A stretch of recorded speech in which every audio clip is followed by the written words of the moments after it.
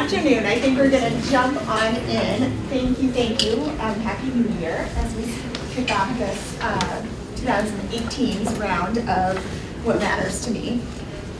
So many of you are returners, so thank you for coming back. For those of you who are brand new to this series, the whole idea is just an opportunity for us to take a break from our normal day-to-day work and time students, staff, and faculty just in good conversation and hearing what is important and what matters to people in our community. So we have gone out and asked fabulous speakers to join us. We've had fabulous speakers up to this point. What we have done is just ask them to share what matters to them in whatever way that goes. So we have each of our speakers. They don't have to plan together. We have seen connections all the way through, but just to share what matters to them. So what the format will be is Gillian will speak to us in the beginning. Then we'll take kind of an awkward pause where we switch speakers. That's when you grab a snack or talk to your neighbor or say, this really impacted me. And then as Michael wraps up, we'll bring both speakers back up and we'll have some questions and answers as a group. Does that make sense? So without further ado, because she's really ready to go, please help me welcome Gillian. When I was invited to speak, one of the things that I thought about was something that continued to plague the institutions that I worked in and went to school in, and it's still something that bothers me to this day, and I wanted to make sure that I talked to not only faculty but staff and students about their experience about being at risk, and that at risk typically comes with a whole bunch of connotations that are not necessarily true. So I guess I shouldn't start with the assumption, but has everyone heard that term at risk? And it looks like everyone has. And it's typically used in an educational environment for someone who is at a higher probability of dropping out of school at some point in their educational career. And it is not really based on their academic performance. It's typically because of some sort of life circumstance or how people view you in the world or view a specific group that you fall into in the world. So I'm going to take you through a short slideshow that kind of encompasses the journey of me in this at-risk stage. One of the at-risk categories is immigration status, and that's been coming up a lot lately. I just want you to know that I was actually born in a country in South America called Trinidad, and people consider it the Caribbean, but it is the very last of the Caribbean, like it is right off the coast of Venezuela. And imagine having parents who have decided that for better or for worse, they need something different, whatever the reason is, and it is for their family to do better. And they leave absolutely everything that they know, and money and everything, work and everything, language and everything, and decide that they're going to travel more than 500 miles to a US country to find a better way of life for their family. So that's what happened with us. My parents decided they were going to leave Trinidad and Tobago, and they moved to St. Croix, US Virgin Islands, right? St. Croix is 82 square miles, so it wasn't like they were moving to the US as you all know it, but it was the US with Caribbean flavor.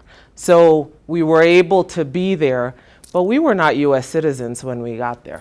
So imagine that, right? So immigration status, I was put into a category unknowing to myself or my family almost immediately that I was at risk because I was from somewhere else, and the culture that I grew up in was different. Now I was really young when I went there, but consider that.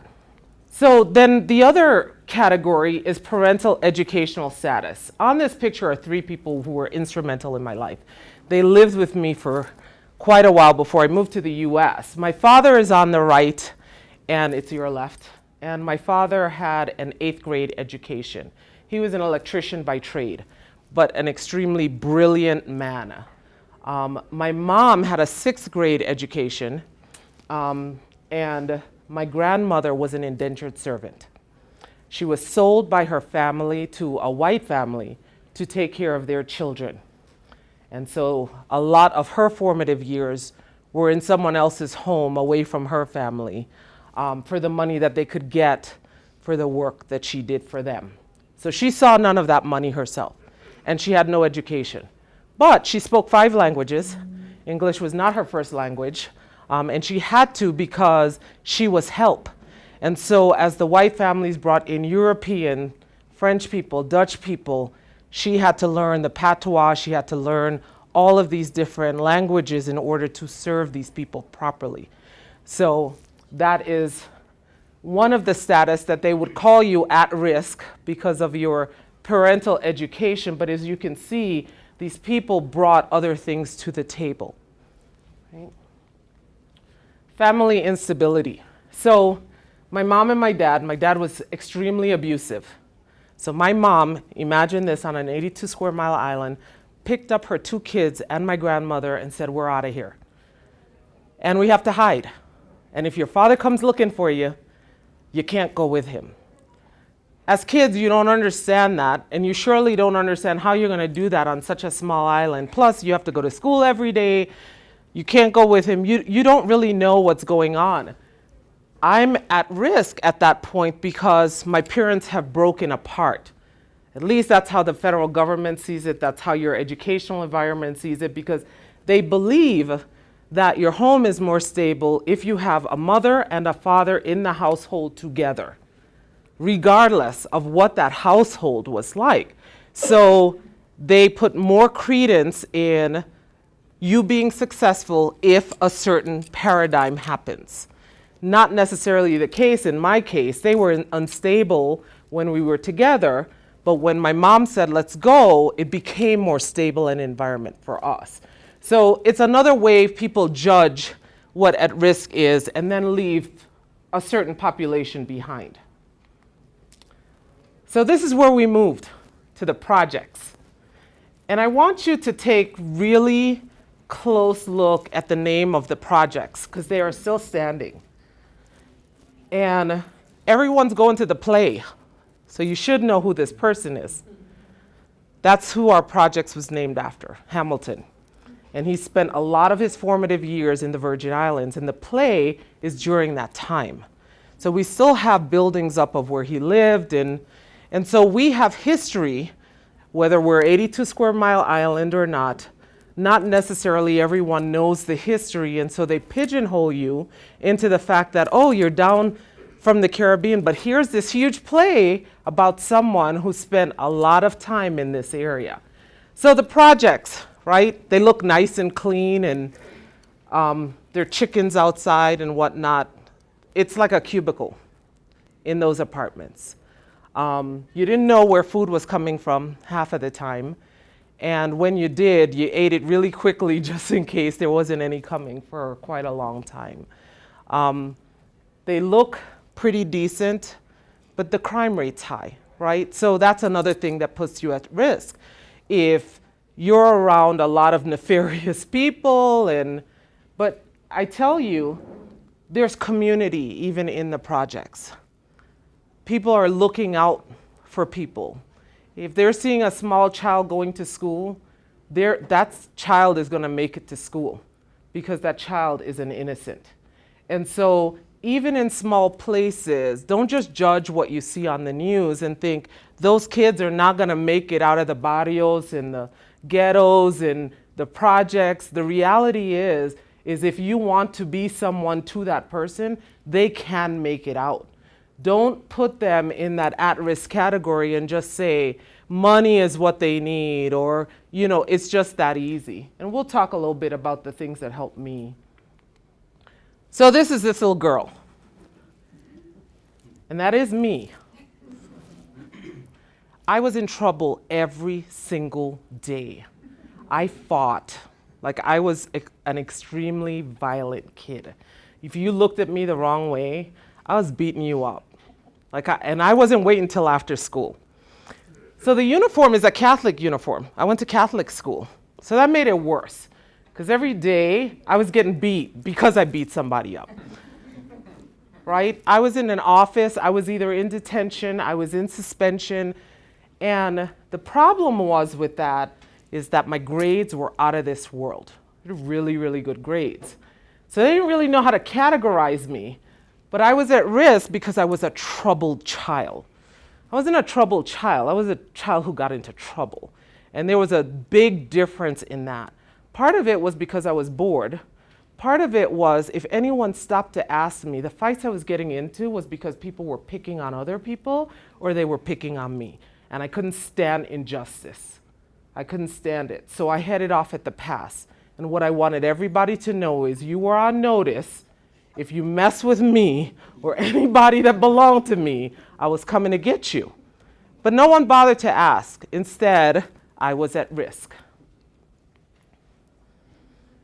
So then, your mom doesn't know what to do with you. You get in trouble all the time. You gotta go to your father. So I was sent to Houston, Texas, where my father lived. That was the first time I was called a nigger. Had no idea before then that I was anything other than who I was as I interacted with people. I had no clue until I got there that I was separate and distinct from everybody else because of the color of my skin.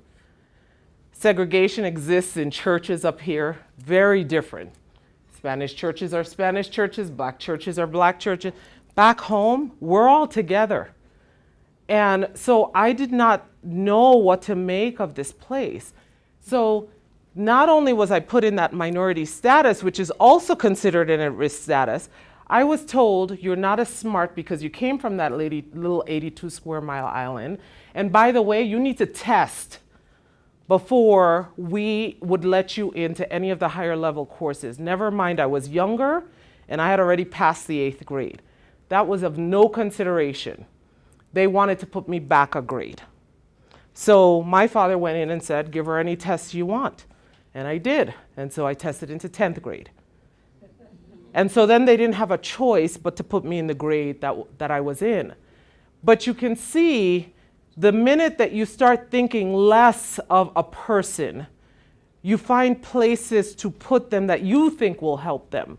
And they may not need the exact type of help that the statute says that that person needs. Gloria said something a while back, and I want you to take a few seconds to read that. Because it is really important what you say to children. The message you send to them sticks with them for years and years to come, and they believe it, and then they do what they believe. That's how they act.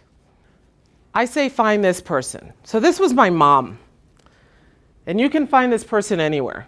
This woman told me every day before I went to school in that little uniform, and I only had one, so I had to wash it every day. And she would tell me, you were born for greatness. What you do adds to that or takes away from that. Every single day, she told me and my brother that. And when I had my child, that is what I did. And then I started an experiment when I started teaching. I started telling my students. I first told them in my syllabus, and then I told them in the classes that I taught. And over and over and over again, adults were coming to me, because I taught for community college, telling me no one had ever said that to them before that moment. And it became my rally cry. You were born for greatness. And what I say to people now is, I may not be there to tell you that. Find someone who shows you that is what they believe in you. They don't have to use those words. And you can find them anywhere. My first time at college, I found that in a janitor who noticed when I was late for class, who noticed when I didn't show up, and told me that I had to do better. Find the people that believe in you. Other difference makers. So we think from a federal statute that it's in the financial aid, it's in the scholarship. Those things may help, but they don't sustain. They don't, right? Because sometimes it's a one-shot deal. But here's what sustained me. Up here, I have first grade teachers that I still keep in touch with, third grade teachers, groups that I belong to. I was in the ROTC. Do you think I could have behaved before the way I did? This lady here, Mrs. Hodge, is my fourth grade teacher. And she was instrumental in the fact that I couldn't afford Girl Scouts. I couldn't afford the uniform, couldn't afford. So you know what she did? She changed it for us, the ones who couldn't afford it. And she just said, get a green skirt and a white top and you're in. You don't even have to pay the dues. We'll figure it out. And I was in. And so I belonged to something then. That mattered. I belonged when I was in ROTC. Those males and females that are now, grown up, they're still my brothers and sisters. I can pick up the phone and call any one of them. This lady here, Miss Maldonado, she was the lady who was she was the aide to the principal, and the principals were nuns. But so she would see me every time I got detention. And she would just shake her head and she'd have a discussion. She's like, your grandmother's gonna come to the school and beat you if you don't behave. Like, she would talk to me all the time.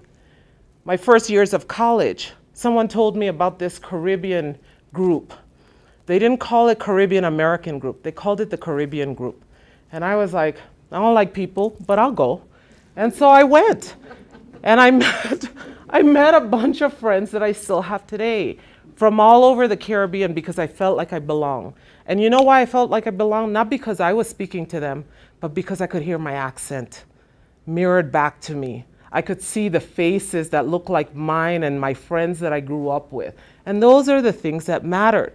So when you hear a student that is having trouble, not that they are troublemakers, but that they are having trouble, find out what their niche is and link them up with that niche, because that may get them over the hump that they need. I also listened to specific music, specific poetry. And this lady here, Miss Frank, my sixth grade teacher, is the one who figured out I could write. And if she could get me to write, then I wasn't beating somebody up, right? It's figuring out what motivates them. And so you think it's over, you get to grow up. I finished my AA finally and thought I was great because look at where my family came from. No one had even graduated high school. I now had an AA in my hand. But I ended up in the projects, again, in Florida. That's with an AA. A hurricane hit my island home again, so I had a house that I needed to rebuild. I had a very small child. The woman who had told me I'd been great all my life, and she called me on my crap, let me tell you. So don't think that because she told me that I was great, that she wasn't honest with me. She died. And so I was left with Abuelita, who had Alzheimer's. So imagine me with that small child and this 90-some-odd-year-old woman. I am not telling you this to feel sorry for me. I am telling you this because these are your students. These are the people coming to us at all portions of their lives. And some of them have gone through more things than I have. I came in one day to let my husband then know that I had put my mom on life support. And before I could get the words out of my mouth, he had asked me for a divorce. And so these are what your students live. You don't know what life is going to give you. But when I tell you it repeats, I'm saying not only does it repeat in generations sometimes, it repeats in your whole life. Just when you think that you got a leg up, something slams you back down. And the question is, who's going to be there for those people? It's the difference makers that are going to be there. So find your way out, right? What speaks to you? For me, it was my education.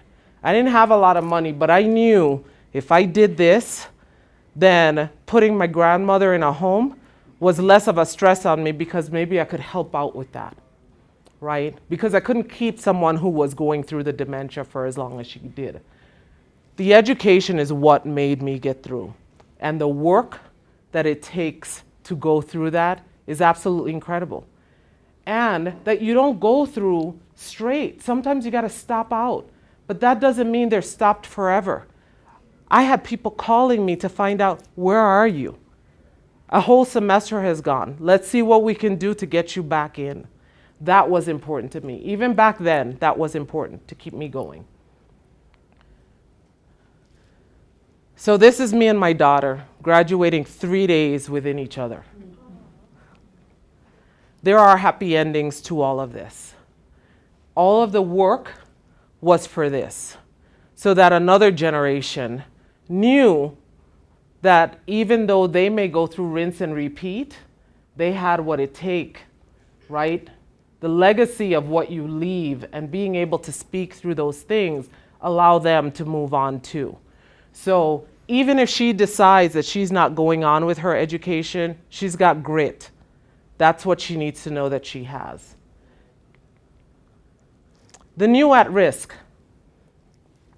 This is really important because the federal and state categories still have all of those categories I told you about, but this is the new at risk. And you're experiencing it here. People are having problems coping. They're having problems not necessarily financially, anxiety, depression, substance abuse. This is the new at risk. And what I would ask of you is that you do the same things that I talked about for this group. It is not about what federal aid we can give them. It's about who can we connect them to. Who's going to make the difference in hearing them? Because they may have heard the same thing over and over, but it may take that one person to say it in their language, in their dialect, with their color, with the same life experience. Something will click for them, and we can't stop trying. So I just wanted to show you that it wasn't a fluke. That's my baby brother. And so he grew up in the same household I did. So he was at risk as well. And this is what became of us. You can make a difference regardless of your role and regardless of the age of the person in front of you, and not just here. And that's the most important thing for you to remember. When you walk out and you think of the people that are at risk, we all are, and we all were at some point. And if you think you weren't, I have news for you. Talk to someone in your family. Talk to one of your friends when they thought that you would not get up. And so I'm just telling you that these are your students that can actually make it, even though someone else has categorized them as the probability of them completing is small. Thank you.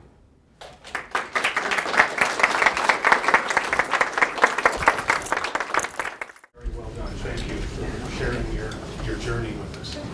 So I'm going to share a little bit of a kind of a different journey with you in my career, and I have been working in student affairs and higher education since, well, this is my 45th year. So I go back a few years. And I've titled this kind of the search for the golden fleece.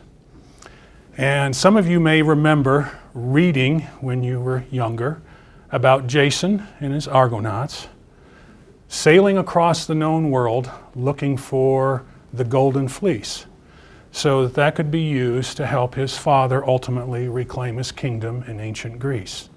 This took place about 2000 BC, give or take a year or two.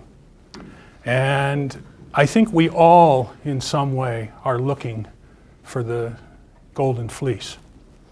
And for me, growing up in the early 50s, my journey began pretty early. I grew up in a small town in Michigan called Niles, Michigan. Niles isn't famous for a lot. We had a few people that you may have heard of before. People like Montgomery Ward, the Dodge brothers were from Niles, Ring Lardner, the sports writer in the early 20th century, and a young man that was in the class ahead of me in my elementary school, Tom Jackson. You may know him as Tommy James, and he had a band, the Shondells, and off they went. And that was pretty much Niles' claim to fame. And growing up in this small community, I started school And at a young age, I was 4 years old when they put me in kindergarten. I was a very, very poor student. Poor enough that they thought that I was in over my head, and my parents had me repeat kindergarten. And in kindergarten in those days, you started to learn the technique of learning to read. And immediately, my teacher put me in, and we used this term back then, the slow group. And I still remember that, and it's very similar to what Gillian was mentioning earlier. I haven't forgot it. I haven't forgot sitting with 6 kids in a circle while 2 other groups are actively engaged in learning the techniques to read. And the 6 of us are sitting there not knowing what we're supposed to do. So I started out in a hole, if you will. That summer, my mother bought me all of the Dick and Jane books that were available in those days and worked with me that summer. I was still a poor reader when they put me back in kindergarten to repeat it. I had no concept of how that process worked. One day, though, I was out in front of my house and I was playing in a mud puddle. Kids did that in those days. And I was playing in this mud puddle, and the next thing I knew, there was this big kid that came along and walked up to me and slapped a comic book in my hands and said, "Here, kid," and then walked away from me. And I remember standing there looking at this comic book. I took it in the house, and it had a guy in a red suit. And I thought, well, this is kind of interesting. And I asked my mom, "What's this about?" And my mom said, "You're learning to read. Let's help you figure it out, how reading works." Because I saw all these letters in these bubbles above the characters and around the characters and so on. And it motivated me. And I started to work on sounding out things that looked familiar to me, letters that looked familiar to me. I credit the Flash teaching me to read. And I've never forgotten the Flash. And the Flash, I wish I still had that comic book. First of all, it'd be very valuable. But it was very, very valuable to me in several different ways. Something happened then, and I was, as elementary school went on, I was moved up in the reading groups, up to the top group, whatever that meant. And I started to develop an interest in the Civil War. My grandma started to tell me stories about the Civil War. We had 5 relatives in the Civil War. So-and-so did this, so-and-so was over there, so on and so forth. But it was a spark for me. She also told me things about how we're related to James Monroe, the 5th President of the United States. The takeaway for me when she told me that was I immediately went and told my friends, guess what? I'm related to Marilyn Monroe. I tried to make that jump, and my friends thought that was pretty cool. James Monroe, big deal. Marilyn Monroe, now there's something. Of course, that obviously wasn't ultimately the case. But my grandmother, and I read everything that came along. By the time I completed the 2nd grade, this was the first in my Golden Fleece. It's a certificate showing that I read 31 books that year. Now, the books may not be books like you and I know them now, but nonetheless, it was quite an achievement for me. My grandmother, when I was in the 4th grade, and remember, we're getting ready to go into the centennial in the early 60s of the American Civil War. My grandmother, for my birthday, gave me this big person book called This Hallowed Ground. I opened that book back in 1961. I've never closed this book. I still follow my interest that my grandma encouraged when I was very young.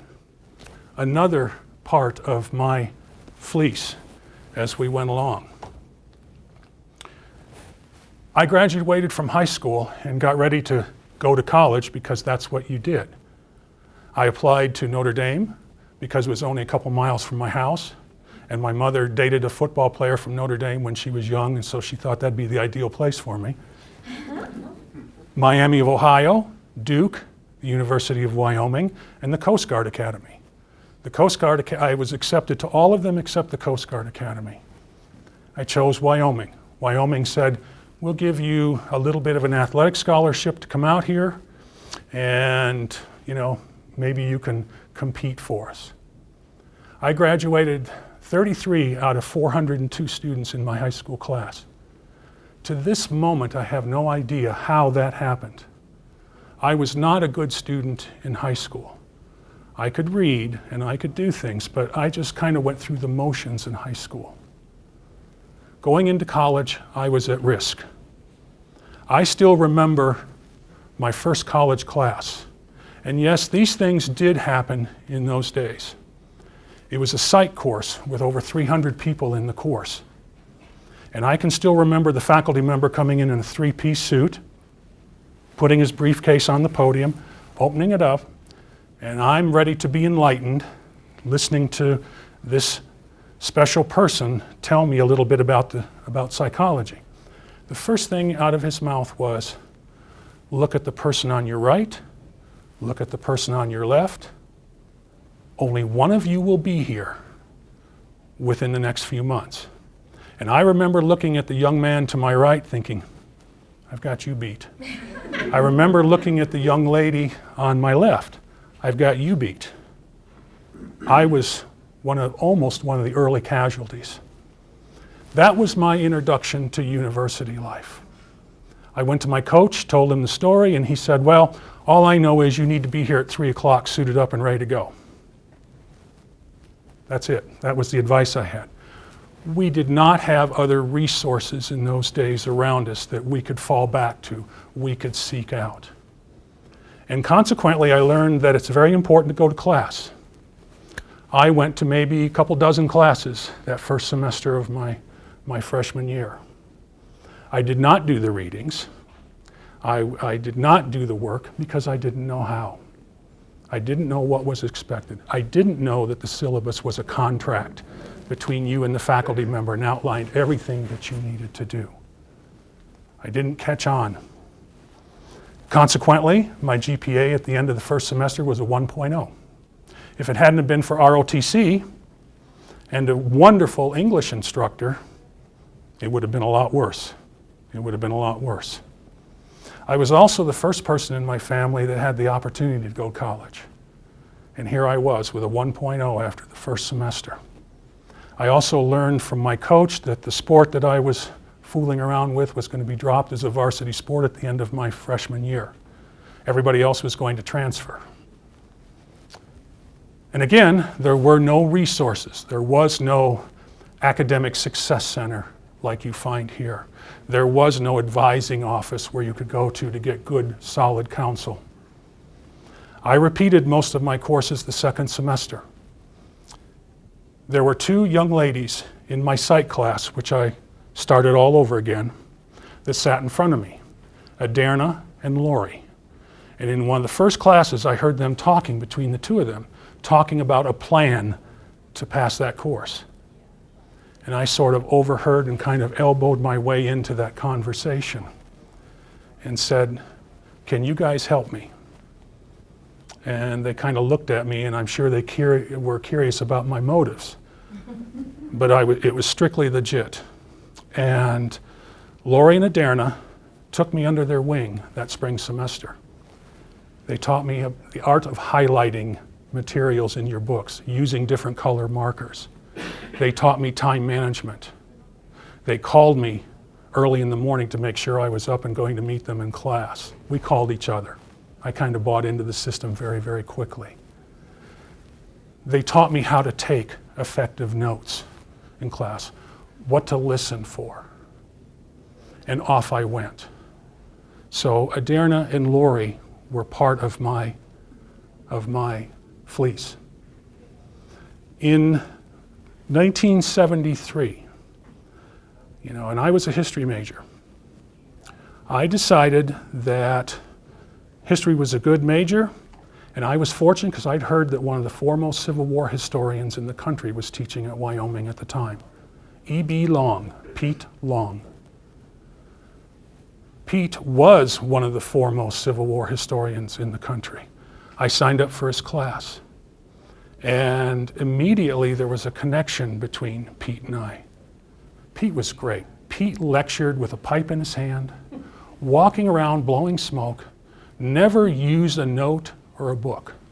And we sat there enthralled, almost to the point where we couldn't take notes because we were so interested in what he was saying. Pete took an interest in me. Pete had me over to his home many, many, many times. He would have other Civil War historians, people like Bruce Catton, John Simon, Alan Nevins, Frank Vanderveer, all fly in, and Pete would host them and make sure that I was there. I never said a word. I was kind of like a plant in the corner with them. But listening to these scholars talk about that conflict, how they were doing their research, and so on. It was an incredible experience. Pete was my mentor. His wife made me brownies and took care of me, and they nurtured me during the time that I was there. Pete wrote a book that came out in 1973 called The Civil War Day by Day, an Almanac. It's still a research tool that researchers that are involved in the Civil War use. And you'll still find references to new works that quote him in their bibliography and so on. Pete inscribed this book for me. He wrote, "To a fellow student of the war," a fellow student. All of a sudden, I felt a little empowered. And off my journey went. This is another significant part of my fleece. When I graduated, I went immediately to work. I was going to go to law school and then found the admissions people came to me and said, "You can go back to law school later. We need some help. Are you available?" And I said, "Sure."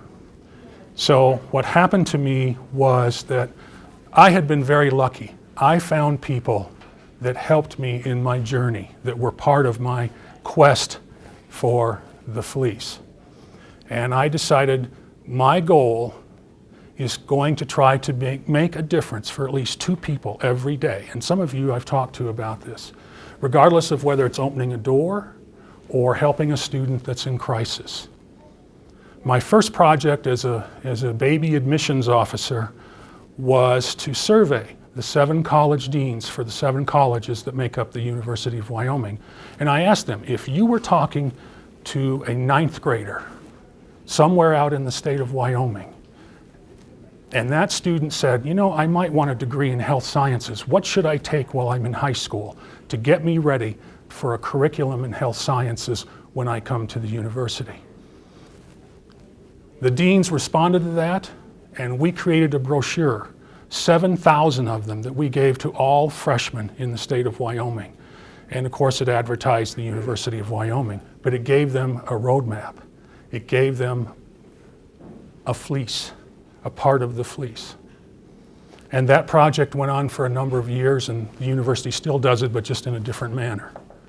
The idea was for me to give something back, to help others in their journey for that fleece. And that's why I'm still here today. Thank you very much.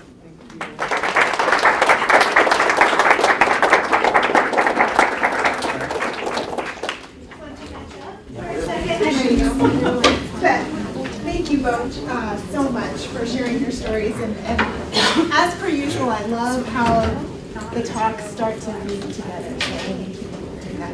I'm going to open it up for a few minutes if anybody has any questions for you.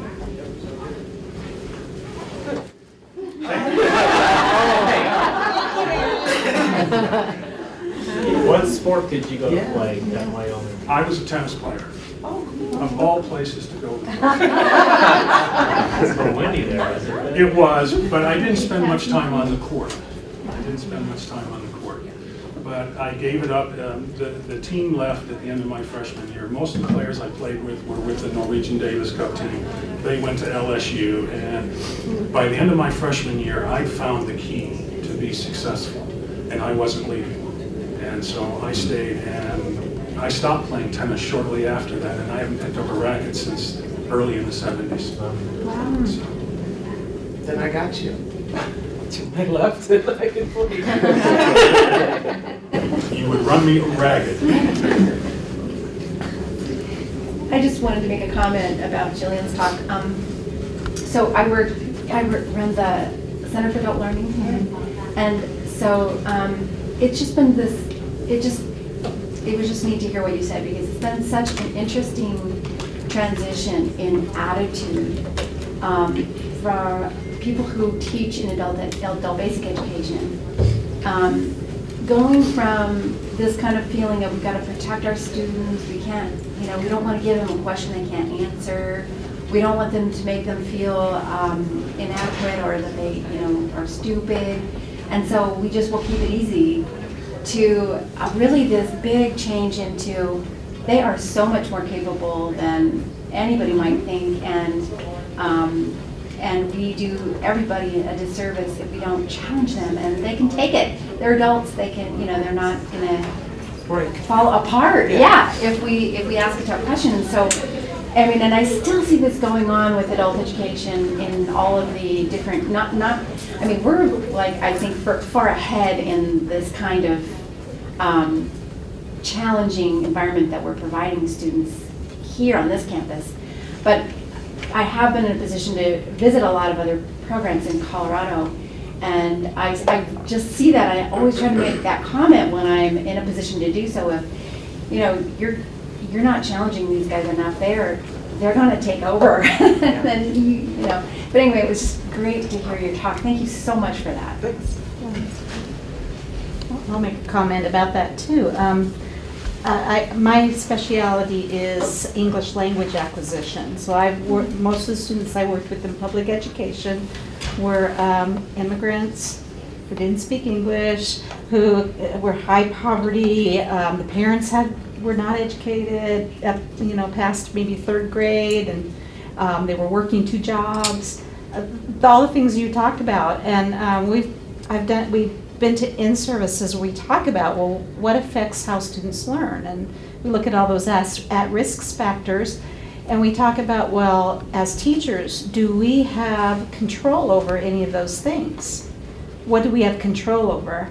The one thing that we as teachers have control over is the quality of our instruction, and that's where teacher training and all the things that you talked about, getting your mentors and doing those things, that's where we can make a difference. We can't change their economic status, but we can change our instruction or improve our instruction and give students the resources that they need.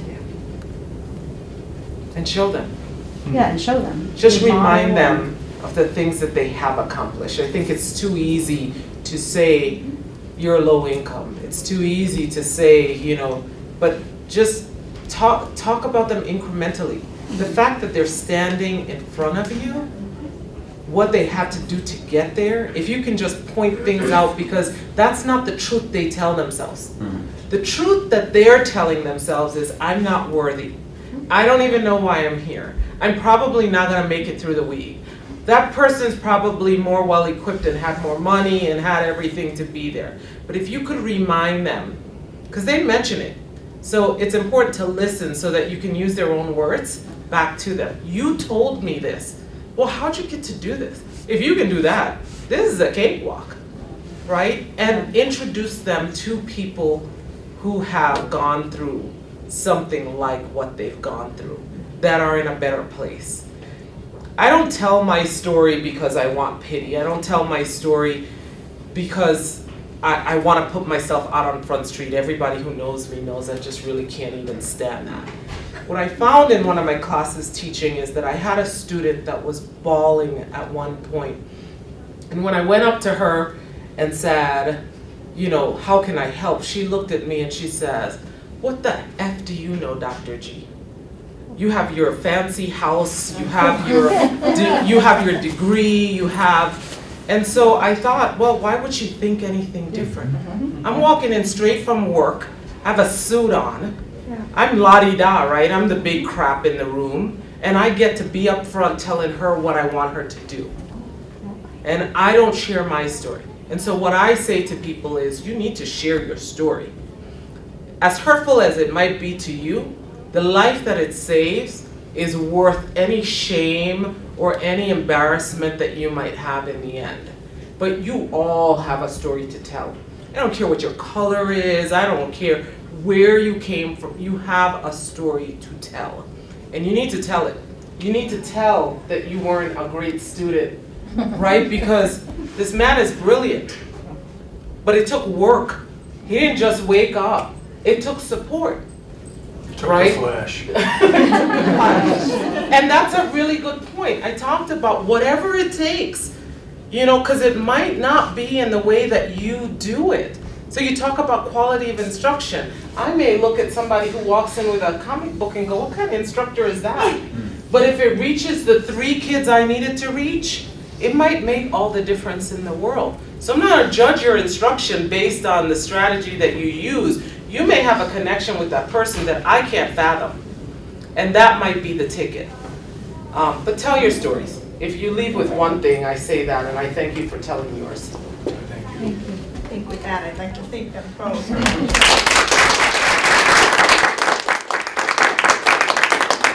That was the vision right behind this. How can we come together and share our stories and share them with each other and share them in ways that we don't necessarily do in our day-to-day work and get to know each other in different ways. So it takes a lot of courage, and I appreciate your heart in being willing to come and share that with us today.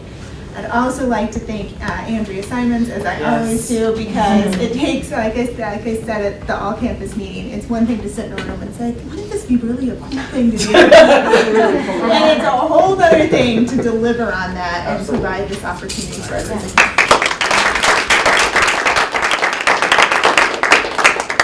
Another What Matters to Me coming up next on Thursday, February 1st. We will have Jean Runyon, our campus vice president, here to talk to us about In the Garden, Principles of Good Practice, and a speaker that we'll tease you with. We're not going to tell you who the second speaker is. So they're to be determined. So we will have a little change in the schedule. So, but we are very excited. So we hope we'll see you back here on the 1st. Awesome. Thank you. Thank you. Thank you.